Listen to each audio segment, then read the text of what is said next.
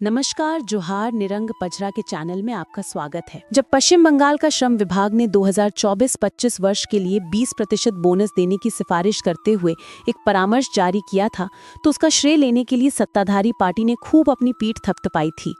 लेकिन आज जब कुछ चाय बागानों में 20% बोनस नहीं मिलने पर बागानियार आंदोलन कर रहे हैं, तो सत्ताधारी पार्टी अपनी सरकार से बात करके बोनस नहीं देने वाले चाय बागानों पर कानूनी कार्रवाई करवाने के बजाय गेट मीटिंग करके लफाजी कर रहे हैं और इसके लिए कंपनियों पर दोष मढ़ रहे हैं।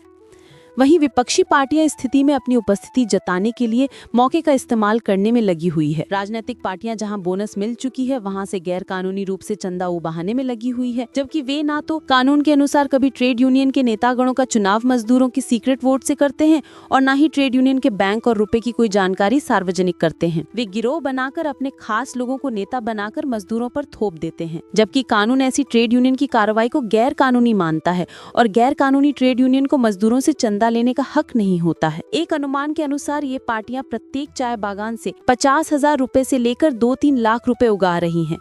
यदि 15-20 चाय बागानों को छोड़ दिया जाए तो डुअर्स और तराई के 200 चाय बागानों से ही 50,000 के दर से 1 करोड़ रुपए से अधिक की उगाही कर चुके हैं।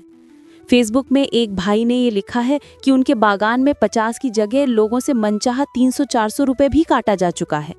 यदि ऐसे बयानों पर विश्वास किया जाए तो इसका मतलब है कि बोनस चंदा के नाम पर बागानियारों से 2 से लेकर 5 करोड़ तक के चंदा उगाया जा रहा है। मुझे एक ट्रेड यूनियन वाले भाई ने कहा कि उनके पास ऐसे भी रसीद है जिसमें 500 से अधिक राशि काटा गया है। फेसबुक में ही एक ने लिखा है कि बोनस के नाम पर सत्ताधारी और विपक्ष के नेताओं में भीतरी रूप से आपसी सहमति है और वे एक दूसरे के चंदे लेने के कार्य का विरोध नहीं करते हैं। अर्थात जो भी एक दूसरे के विरुद्ध बयानबाजी होता है वह बागानियारियों को बुद्धू बनाने का खेल होता है। बोनस के नाम पर सभी ट्रेड यूनियन और पार्टियों के नेतागण मैदान में आ गए हैं। बागानियार भी बोनस की मांग में सड़कों पर उतर गए हैं, लेकिन गुस्साए और हताश हुए बागानियारियों के सामूहिक आंदोलन की ताकत को नेतागण एक दिशा देने में पूरी तरह असफल हैं। यदि इसी भीड़ और आंदोलन को न्यूनतम वेतन की मांग के लिए दिशा दिया जाए तो चाय बागानों की गरीबी से बाखूबी लड़ा जा सकता है, क्योंकि न्यूनतम वेतन से उन्हें प्रति माह 15,000 रुपए मिल जाएंगे। लेकिन फिलहाल साल में मिलने वाले 20-30 हजार रुपए न मिलने से बागानियार इसलिए हताश हैं क्योंकि उनकी गरीबी की जिंदगी में यह राशि बहुत महत्वपूर्ण भूमिका निभाता है। लेकिन तमाम नेतागण उन्हें न्यूनतम वेतन दिलाने के लिए ना कोई आंदोलन करते हैं और ना ही वे आंदोलित जनता को न्यूनतम वेतन के उनके अधिकार पर कोई भाषण देते हैं, ना ही उन्हें इस बारे में कुछ बताते हैं। जाहिर है कि वे वास्तव में सच्चे नेता नहीं हैं। वे बोनस के समय बहुत सक्रिय दिखते हैं और सिर्फ बोनस चंदे के नाम पर मजदूरों से 2-5 करोड़ चंदे उगाने के लिए बोनस की मांग पर उन्हें उत्तेजित करते हुए गेट मीटिंग करते हैं। जिन बागानों में 20% बोनस मिल गया है, वहां के मजदूर और स्थानीय नेतागण खुशियां मना रहे हैं, जबकि उन्हें अपने उन पड़ोसी बागानियारियों की मदद करने के लिए आगे आना चाहिए था जिन्हें कंपनियों के लालचपन के कारण बोनस नहीं दिया जा रहा है। दी प्लांटेशन लेबर एक्ट 1951 के रूल्स एंड रेगुलेशंस के तहत चाय बागानों को फ्रिंज बेनिफिट्स देना चाहिए। फिलहाल अधिकतर चाय बागानों में यह नहीं दिया जा रहा है। 2015 के मजदूरी एग्रीमेंट में साफ लिखा गया है कि मजदूरों को जितनी मजदूरी दी जाती है उसका 57% मजदूरी फ्रिंज बेनिफिट्स की सुविधा देने के लिए बागान प्रबंधन रख लेगा और केवल 43% मजदूरी ही नकद के रूप में मजदूरों को दी जाएगी। यह एग्रीमेंट में हस्ताक्षर करने वाले वही ट्रेड यूनियन और राजनीतिक पार्टियों के नेतागण हैं जो आज मजदूरों से चंदे के नाम पर करोड़ों रुपए उगा रहे हैं, लेकिन मजदूरों के न्यूनतम वेतन पर ना तो कभी आंदोलन करते हैं और ना ही किसी रोड को बंद करवाते हैं।